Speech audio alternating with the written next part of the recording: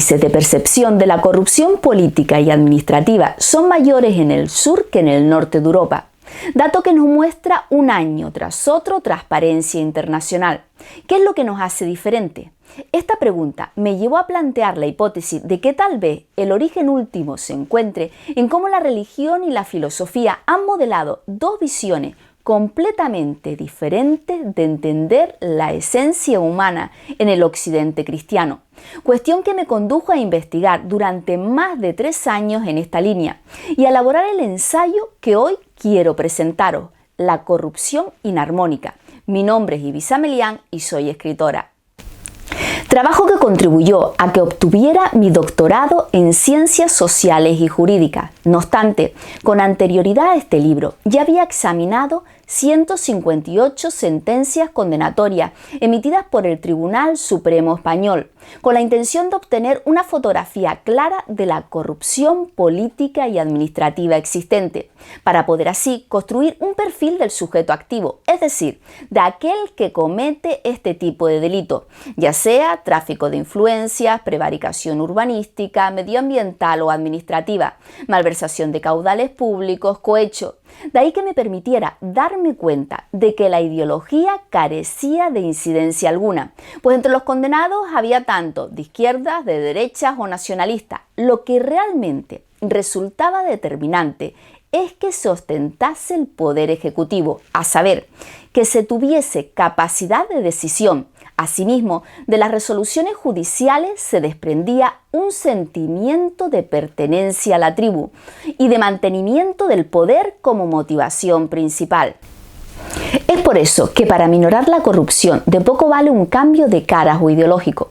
Tampoco la reparación debe circunscribirse exclusivamente a una alteración del propio sistema, pues hasta las leyes más perfectas ocasionan hondas grietas. Por tanto, solo cabe indagar sobre el germen primigenio que provoca esta disonancia entre los europeos del norte y los del sur. Sur de Europa al que se suma Latinoamérica, al ser herederos culturales de España y Portugal. Estudio de la corrupción que se muestra como un asunto crucial para nuestra sociedad, pues de su óptimo resultado depende que obtengamos una mayor comprensión y, por tanto, mejores soluciones para erradicarla. De lo contrario, estamos abocados a seguir ahondando en la desafección de la ciudadanía respecto a las instituciones que la representan. Presa fácil para quedar atrapada en los cantos de sirena de cualquier tipo de populismo, aquellos que tanto daño hicieron a la vieja Europa durante el siglo XX. Luego, en este ensayo abordo el fenómeno de la corrupción política y administrativa desde un análisis de contenido de multiplicidad de textos ortodoxos y de otros clasificados en su momento de heréticos. El punto de partida es el Antiguo Egipto, sociedad empeñada en preservar la armonía de cada acto. Armonía significada mediante la figura de la diosa Mat, la patrona de los jueces, cuya imagen escogí a la hora de elaborar la portada de mi libro. Deidad que depositaba su pluma en la balanza que pesaba el corazón de los difuntos, para quienes, si lograban el equilibrio, se abrirían las puertas del paraíso. No obstante, si la pesa se desnivelaba, sufrirían el tormento eterno. Labor reemplazada en el cristianismo por el arcángel San Miguel, de manera tal que hoy en día la balanza es el símbolo universal de la ley y la justicia. Lo que aspiro a demostrar con este estudio es que la corrupción de los países del sur de Europa y Latinoamérica es inarmónica, al no haber asumido el concepto primigenio que entrañaba Mat, un occidente esculpido por el cristianismo, quien se autoproclamó heredero cultural del Imperio Romano tras su caída en el 476. Cristianismo que terminó por dividirse en uno católico, donde lo importante es el colectivo, y otro protestante, en el que prima el individuo. Unos países protestantes preocupados por preservar la separación de poderes, mientras que los católicos abogaron por la utópica figura del rey filósofo, el cirujano de hierro español, deseoso de encontrar al Mesías que lo salvase de todos los males. Sin embargo, los gobernantes que elegían acababan por moverse en beneficio de sí mismos o de su clan, eternos intérpretes de la triste partitura de la corrupción inarmónica. Asimismo, hay que tener presente que un elemento esencial en esta investigación es el término esotérico, utilizado en mi libro como aquella sapiencia filosófica o psicológica que confiera al individuo el máximo desarrollo intelectivo, saber transmitido a un grupo reducido principalmente por medio de un proceso iniciático. Sapiencia propia de los magos del antiguo Egipto, chamanes, pitagóricos, órficos, sufíes, cabalistas, masones, rosacruces o martinistas, y que se encuentra igualmente en el hermetismo y la alquimia. Saber esotérico que se opone al exotérico, divulgado a todos, característico de la ortodoxia. Empero no se ha de caer en el error de confundir a los movimientos esotéricos como la masonería, martinismo o rosacruces con sectas, porque secta se aplica a una corriente religiosa que se aparta de la ortodoxia y en ningún momento estas sociedades secretas o discretas, como hoy se las llama, divulgan religión alguna. Postulados que explico con detalle en mi obra. El objetivo de estos movimientos era convertirse en el filósofo de Platón, el eterno aspirante a conseguir la sabiduría a través del amor, elemento este último crucial en dichas líneas de pensamiento, amor que conduce a la idea suprema del bien, a Dios. Hoy se sabe que la meditación presente en las dispares creencias libera la denominada hormona del amor, la oxitocina, generada en la zona cerebral del hipotálamo, sustancia que suscita en el individuo estados de bienestar y mejora su interrelación con el resto, además de potenciar su compasión, empatía, generosidad y altruismo. No en vano, para el científico estadounidense Paul Sack, la oxitocina desempeña un papel primordial en la moralidad del individuo, en cualquiera de sus facetas, como en la política o económica. En cuanto a este último aspecto, asegura que los intercambios comerciales basados en el axioma ganar-ganar generan sociedades más confiadas y entonces más prósperas gracias a la oxitocina, en concordancia con lo insinuado por Adam Smith en su tratado La teoría de los sentimientos morales, quien hablaba de simpatía, el equivalente a la actual empatía, ya que el intercambio comercial pretende satisfacer las necesidades de otro, al fin y al cabo, ayudarlo. Es más, Paul Sack llama a la oxitocina la molécula moral, así que estimular su producción desencadena una mejora en la sociedad. Prosperidad que alcanzan aquellos pueblos donde la confianza es mayor entre sus miembros. Propagación en atención a la regla de oro presente en todas las religiones. Tratar a los demás como te gustaría que te tratasen a ti. A saber, de forma más amable, generosa, servicial y cariñosa. Confianza que permita aminorar las normas y los sistemas de control. En cambio, la secreción de oxitocina por parte de las neuronas se inhibe en entornos de sálvese quien pueda, contrarrestada por el estrés y la testosterona que provocan estas situaciones de desconfianza generalizada en el individuo, puesto que somos incapaces de sentir empatía por lo que le sucede al otro, cuando está en juego nuestra propia supervivencia personal. La prevalencia de la testosterona respecto a la oxitocina hace que el sujeto juzgue con severidad a los demás. Lo inclina a no adoptar una actitud compasiva y de ayuda, sino de castigo con lo que sienta agrado. Hormona predominante también en el cirujano de hierro y no en el líder empático. Conclusivamente, tener mayores o menores niveles de una u otra hormona aboca a un país al círculo virtuoso, oxitocina, empatía, moralidad, confianza, o por el contrario, al dominio de la testosterona, con la consecuente desconfianza, autoritarismo del régimen político y un mayor incremento de la corrupción. Y la desconfianza hace que se dicten más normas y sistemas de control. Sociedades donde es fácil que se desate la regla del enemigo único en su mayor expresión, con la irrupción de bandos eternamente enfrentados e irreconciliables. Se cosifica al que queda fuera del clan tribal, masa presa de la sombra colectiva a la hora de proceder contra el adversario. El otro es percibido como un peligro para la pervivencia del grupo, lo que multiplica la generación de testosterona y se incrementa la intolerancia. Y es que el norte de Europa instruyó a la población en la búsqueda del neuma griego, es decir, en la perfección personal, junto con la necesidad de vivir en equilibrio, o sea, según el principio de la mate egipcia, conocimiento que se transmitió a través de las sociedades secretas, sin olvidar el misticismo de San Bernardo de Claraval, el artífice de las reglas de los míticos templarios, quien terminó por perder la partida ante la escolástica dentro del orbe católico. En consecuencia, los protestantes se decantaron por una postura individualista del ser humano que detecta su conciencia y por lo tanto es capaz de discernir entre el bien y el mal. Un individuo que sabe de sus imperfecciones y que trata de mejorarse cada día, humildad que los encamina a adoptar medidas preventivas frente a la corrupción y a garantizar la separación de poderes esbozada por el masón Montesquieu. De ahí que los países protestantes salgan mejor parados en los índices de percepción de la corrupción.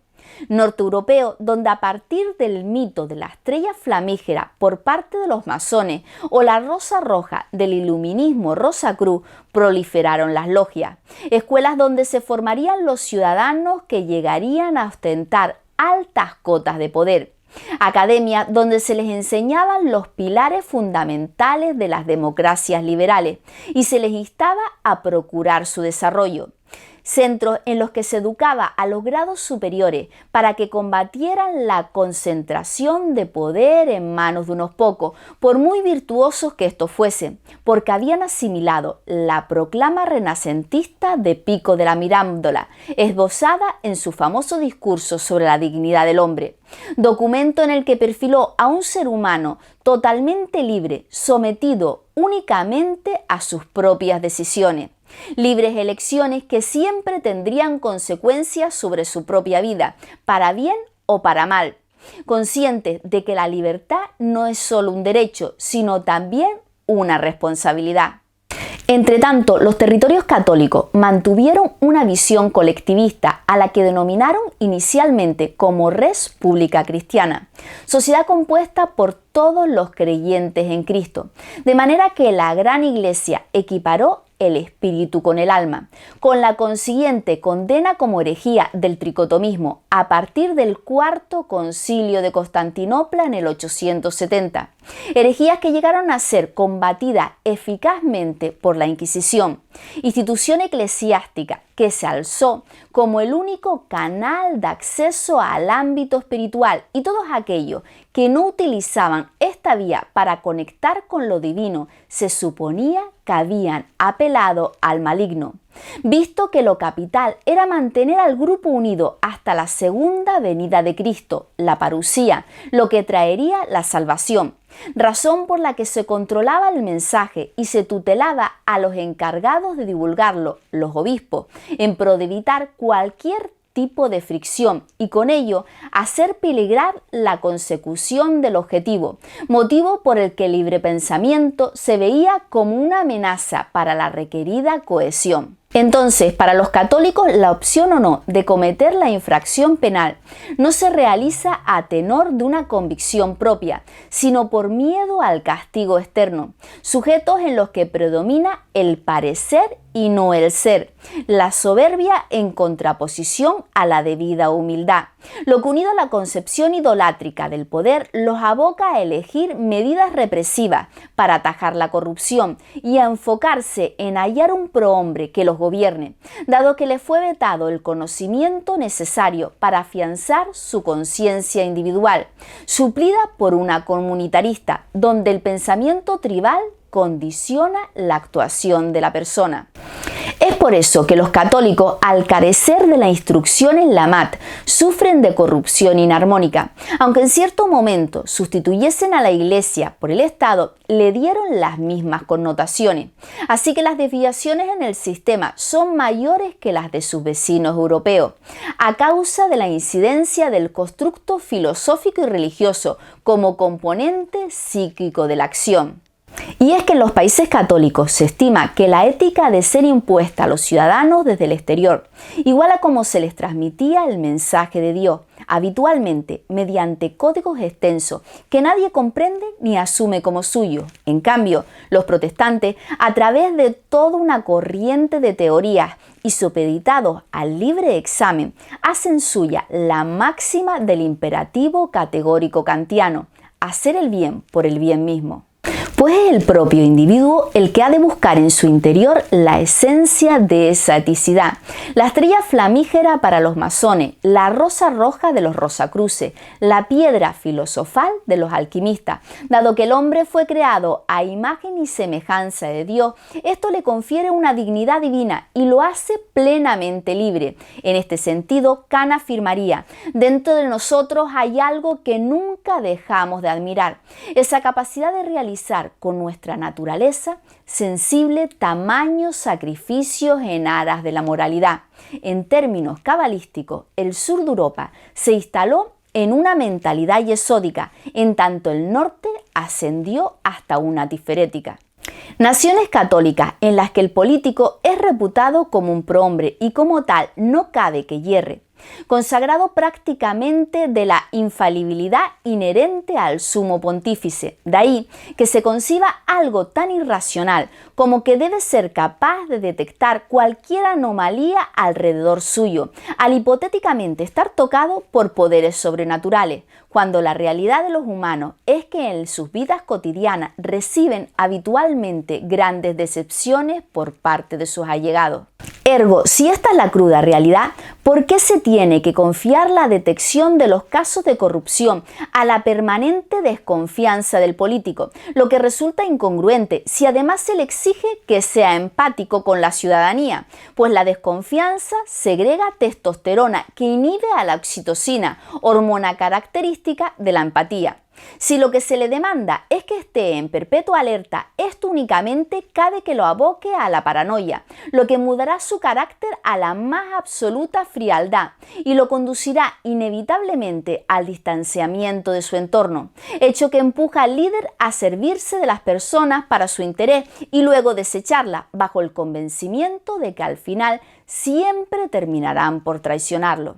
Al contrario que en los estados de tradición protestante, donde para proteger la humanidad de sus dirigentes lo confían todo a la separación de poderes, a la instauración de sistemas que propicien que salten automáticamente las alarmas cuando acontezca cualquier desviación, mientras que las naciones católicas se enfocan en la actividad punitiva, con la que sienten placer, resultado del predominio de la testosterona, en castigar a los hipotéticos prohombres que auparon al poder, furia represiva que acarrea un deterioro todavía mayor de los pilares básicos del Estado, con la consecuente conculcación de los derechos inherentes a todo aquel sobre el que recaiga la mera sospecha de la comisión de una presunta corruptela. El derecho a un juicio justo, la igualdad ante la ley o la presunción de inocencia pasan a un segundo plano. El escarnio público es tal que se conculca hasta el derecho a la integridad moral. Inclusive el derecho fundamental a la reinserción ha quedado rotundamente obviado. Pero el método didáctico que a lo largo de la historia había ilustrado a las élites políticas, inspirado en la enseñanza de los magos del Estado egipcio, poco a poco se desvanece en el norte de Europa, porque en el sur europeo siempre estuvo vetado, y ya lo vaticinaba Giordano Bruno: en el momento en que se olvide ese hálito vital, el neuma griego, el ser humano será engullido por su sombra. En el instante en que se pierda el significado de ese fragmento divino latente en el interior de cada persona, la armonía, la mata egipcia, será repudiada una vez más. Se venerará al desvirtuado rey filósofo platónico, al cirujano de hierro español. Se aplaudirá la legitimidad carismática weberiana. Se idolatrará al tergiversado superhombre de Nietzsche. Entonces, frente a una humanidad incapaz de penetrar en lo más recóndito de su ser, solo cabrá esperar que el sueño del abad de Fiore se haga realidad, que nuevamente, tras grandes tribulaciones, se arribe a un remanso de paz, donde el sueño de una edad del Espíritu Santo regida por la máxima libertad se torne en realidad. Recuerda que puedes adquirir mi libro en Amazon desde cualquier país. Te dejo el enlace abajo en la descripción. Espero que disfrutes con la lectura de sus más de 700 páginas, tanto como yo al escribirla. Y es que si los escritores soñamos con transformar la sociedad a través de las ideas esculpidas en nuestros libros, solamente los lectores son capaces de hacerlas germinar. Porque en verdad las palabras cobran vida si se leen, de lo contrario yacerán como letra muerta en el interior de la obra.